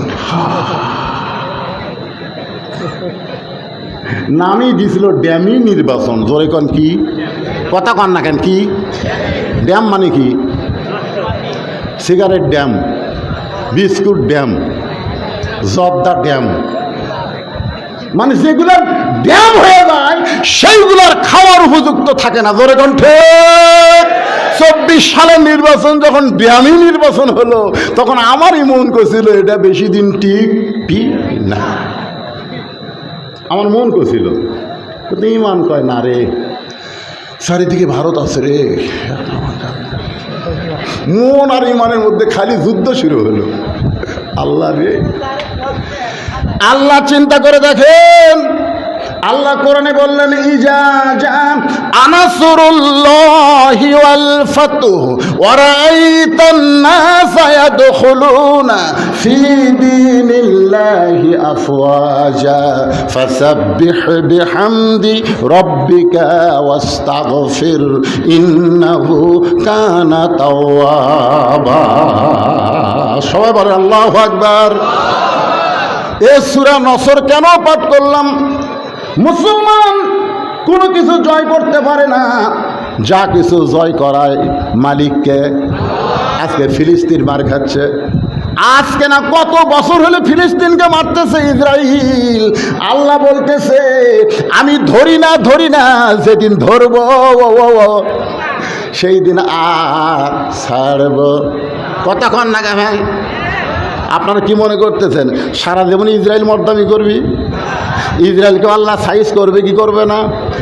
শুনে নেন, শুনে নেন, বিশ্বাস করেন। 24 সালের ড্যামি নির্বাচনের পরই যখন মনে করছিলাম হাসিনাকে 5 বছর আগে কেউ নামাবার পারবে না, কিন্তু বছরই লাগলো না, কয়েক মাসের মধ্যে যেমন হাসিনা পড়ে গেল, গোটা পৃথিবীর মানচিত্রে মাত্র অপেক্ষা করেন কয়েক মাস পর ইসরায়েলের মানচিত্র থাকবে না। বিশ্বাস করতেছেন না? আপনাকে মনে হচ্ছে হুজুর এই আজগুবি শোনালো কে? আমি যদি ফেব্রুয়ারি মাসে হাসিনা পলানোর কথা বলতাম তাহলে আপনারা কি বলতেন? এই পাগলা হোসেন রে। এখন যখন বলতেছি তখন বিশ্বাস করেন অল্প দিনের মধ্যেই ইসরায়েল তো দূরের কথা, পৃথিবীর মানচিত্রে ইসরায়েল নামক কোনো দেশই থাকবে না। লেখে নেন। আপনি কি মনে করতেছেন? হ্যাঁ, কিভাবে হামাস, কিভাবে হিজবুল্লাহ, হ্যাঁ, কিভাবে তারা জীবন দিচ্ছে? ওই রক্ত মাটি পড়তেছে। আবু সাইদের রক্তের যেমন দাম আছে, তার চাইতে কোটি কোটি গুণ বেশি দাম হলো ফিলিস্তিন মুসলমানের রক্ত। ধরে কোন কথা ঠিক না? আপনি মনে করছেন এই রক্তের দাম আল্লাহর কাছে নাই? আমরা ছোটবেলার থেকে শুনতেছি ইমাম মেহেদী আলাইহিস সালাম আসবে, ঈসা আলাইহিস সালামের জায়গা রাসূলের রওজার পাশে ওমর ফারুকের সাইডে রেখে দেওয়া আছে। এমনি কি মনে করতেছেন মুসলমান? খালি আমাকে সাইজ হওয়া লাগবে ভাইজান। একটু মনোযোগ দিয়ে কথাগুলো শোনেন, বিরক্ত হয়েন না। অসুস্থ মানুষ, আপনাদের সামনে কথাগুলো বড় আফসোস করে বলতেছি। এতদিন যেই কথাগুলো বলতে পারি না অ্যাঙ্গেলে বলা লাগছে, আজকে কোনো অ্যাঙ্গেল আছে? ডাইরেক্ট কথাগুলো বলতেছি। মনে দুঃখ কষ্ট নেন না, ঘড়ি আমার কাছে আছে, রাত কেবল 11:30 বাজতেছে। 12টা পর্যন্ত শুনলে কি কোনো অসুবিধা আছে? ওয়াজের তো কিছুই হয় নাই। তারপরেও বলতেছি, মনোযোগ দিয়ে শোনেন। ওমর ফারুককে লক্ষ্য করে বলতেছেন, আবু বকর, ওমর, যে দুইটা সন্তানকে তুমি বেয়াদব বললে, এই দুইটাকে তুমি চিনো? যদি বলতো এই দুইটাকে তুমি জানো, তাহলে উত্তর সহজ। যদি আপনাদের বলি কোরআন কি জানেন, আপনারা বলবেন কোরআন পৃথিবীর সর্বশ্রেষ্ঠ কিতাব। জোরে কোন কথা ঠিক না? কিন্তু যদি বলা হয় কোরআন কি আপনারা চিনেন? কি চেনেন? কি চেনেন? কোরআনের কি চেনেন? অনুনাজ্জিলু মিনাল কুরআনি মা হুয়া শিফাউ ওয়া রাহমাতুল লিল মুমিনিন। এই আয়াতের অর্থ হলো সব সমস্যার সমাধান দিয়ে দিবে আল কোরআন। আমি যেই বলবো সব সমস্যার সমাধান দিতে পারে। যারা বলবেন না, বুবা হয়ে মরবেন, বুবা। জোরে, সব সমস্যার সমাধান আল কোরআনের আলো। রে পাগলা, হাসিনার সময় আমরা খুঁজি ঘরে ঘরে জালো। আমার এলাকাতে হুজুর হাসিনার সময় দোয়া করছে, রব্বানা আতিনা ফিদ দুনিয়া হাসিনা। কি করবি ভয়ের ঠেলায় হাসানার জায়গাতে হাসিনা মারিছে। এখনকার সেই দিন আসা, তাহলে ঘরে ঘরে কি জাগা মতো রে 300 জন ভালো মানুষকে ওই জাগাত পাঠান লাগবে। চোর, বাটপার, ডাকাত, বদমাইশ, লুটতরাজকারীকে আর ওখানে আমরা পাঠাবো না। 300 জন ভালো মানুষকে সংসদে যদি পাঠাবার চাই, তার ঘরের মধ্যে কোরআন না জ্বালায়া আল কোরআনের আলো সংসদে জ্বালো। ধরে ঘন্টে মর্দের মতন একটা স্লোগান দেবেন। তো আমি যে বলবো আল কোরআনের আলো, আপনারা বলবেন সংসদে জালো। বলতে পারবেন না ভাই? আল কোরআনের আলো, কোরআন হাদিস যেখানে, দুনিয়ার মুসলমান লিল্লাহে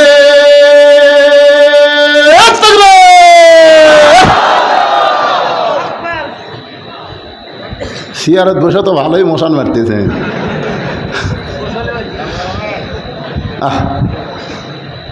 শুধু 2-1 একটু লুটপুট করতেছে, ওরকে সিয়ারত বসার অভ্যাস নাই, তো মাটির বসা লাগলো। দেখবেন সব মানুষকে সিয়ারত বসে পারায় ঘাস করে মাটির বসে, মানে কি ওর মাটির বসে বসে অভ্যাস। ও কামার আজকে সিয়ার দিছে। আরে সব মানুষকে মানুষ চেয়ার দেয় না। 10 জন মানুষের মধ্যে 2টা চেয়ার, সবাই জানে 8টা হলো মাটির পাটি, বাংলার মাটি, আর এই 2টা হলো চেয়ার।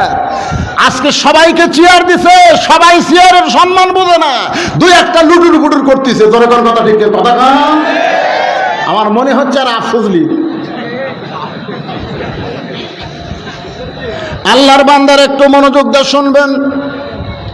আবু বকর বলতেছে ওমর, যে দুইটা সন্তানকে তুমি বেয়াদব বললা তাদের দুইজনকে তুমি চিনো?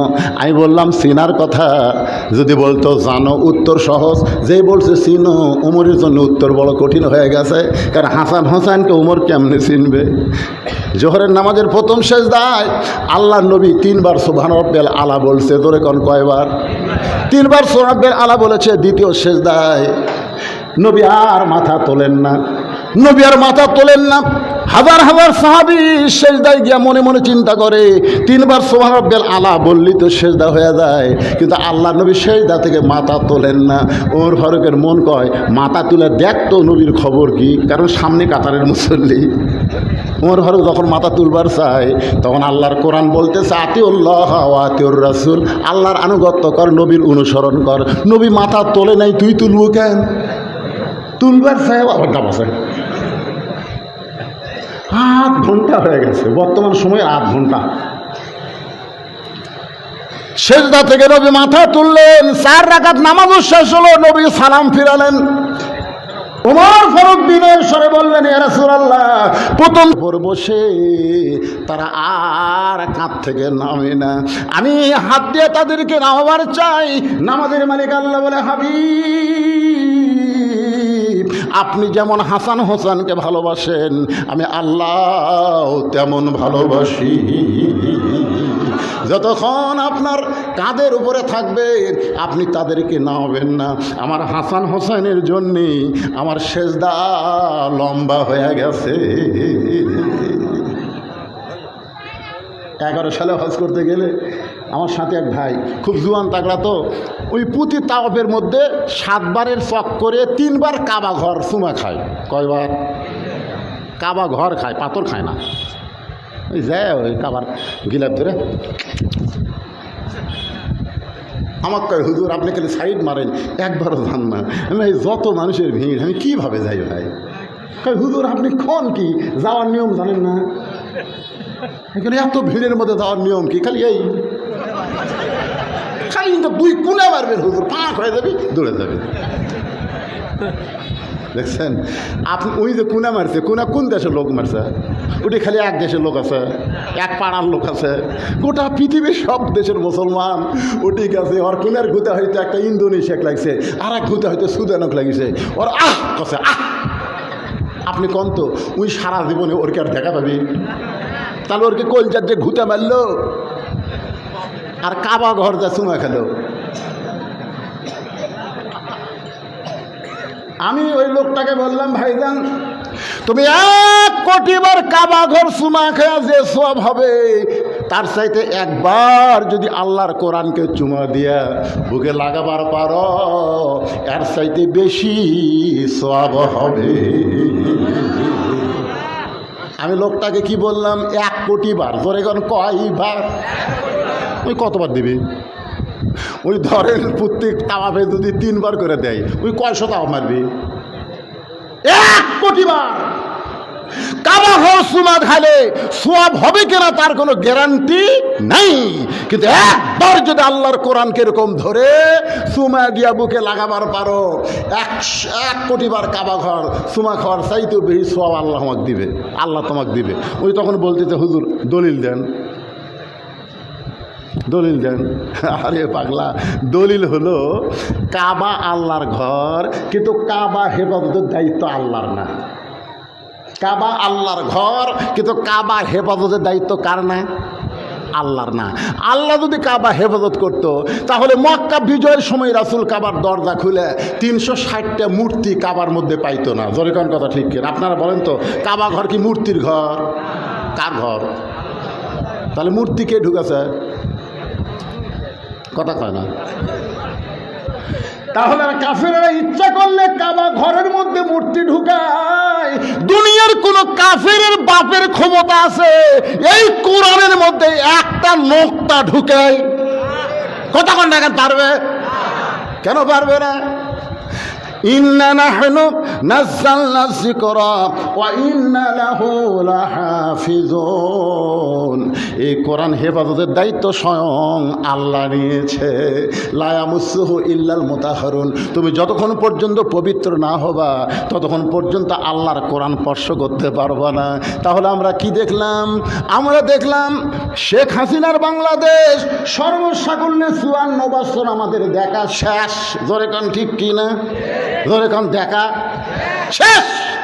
আগামী ইলেকশনে আমরা দেখব আল্লাহর কোরআনের বাংলাদেশ।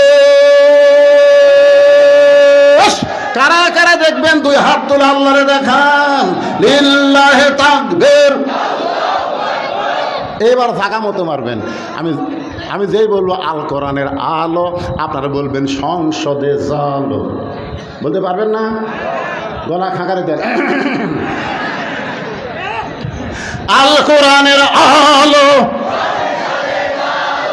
সংসদে জালো। কোরআন হাদিস যেখানে দরকার হলে জীবন দিব, কিন্তু বাংলার জমিনে আল্লাহর কোরআন প্রতিষ্ঠা করব ইনশাআল্লাহ। আমরা জীবন দিয়ে চলে যাব। আবু সাইদ জীবন দিছে, ওর বাপ, ওর ভাই, ওর বোন, ওর 14 গোষ্ঠী খালি মোচরটাও মারতেছে। আবু সাইদ ওই আমার পয়সা থাকতে নিমন্ত্রণ করছিল ইবতেদায়ী মাদ্রাসার পোস্টে। কোন জায়গায়? এই ইবতেদায়ী আলিয়া মাদ্রাসা ইবতেদায়ী, বোঝেন না? ইবতেদায়ী মাদ্রাসার নিবন্ধন করছিল, সেটা পাস হয়েছে। ওই ইবতেদায়ী কুলাবি ইউনুস উপদেষ্টা, প্রধান উপদেষ্টা যায় কাছে একটা বিল্ডিং বাড়ি 3 তলা বাড়াতে যা টাকা লাগবে,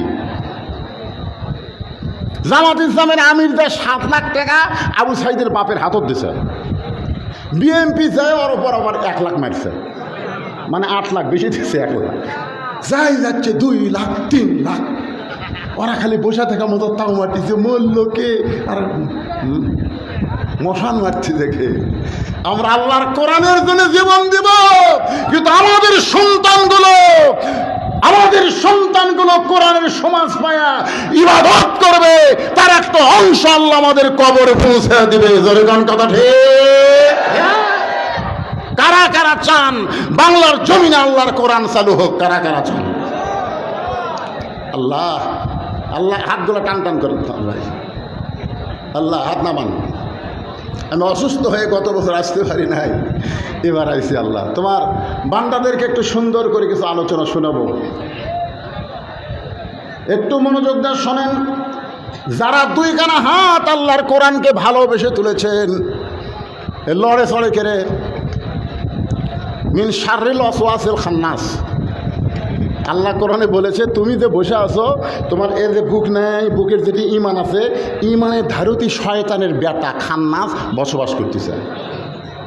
মানুষ যখন মসজিদের মধ্যে যায়, ইবলিশ শয়তান দরজার কান দিচ্ছে, ইবলিশ শয়তান।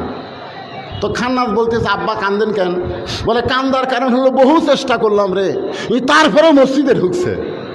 এক তো মসজিদের বেড়া আমি থবার পারলাম না। তখন বেটা খান্নাস বলতেছে বাবা আপনি চিন্তা করবেন না, কানবেন না, ঢুকলে কি হবে? আর ঢুকতে দেব না। ঢুকলে কি হবে? ঢুকতে দিব না। তার মানে মসজিদের মধ্যে ঢুকেছে, নামাজের মধ্যে ঢুকতে দিব না। অধিকাংশ মুসলমান মসজিদের মধ্যে ঢোকে, কিন্তু নামাজের মধ্যে ঢুকতে পারে না। জোরের কথা ঠিক না?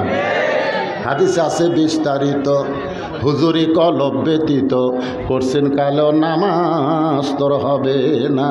তবে কেন গাও জুয়ারি, মানুষকে দেখাও নামাজ পড়ি, ও তোমার সিদ্ধ বীজে সুফসল ফলে না।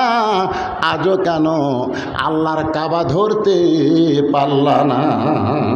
ভাইজান একটু খেয়াল করেন, এখন শয়তান আপনাদের অনেকের মনের মধ্যে একটা বুঝ সৃষ্টি করে দিচ্ছে, হুজুর না জানি কি কয় ওঠে।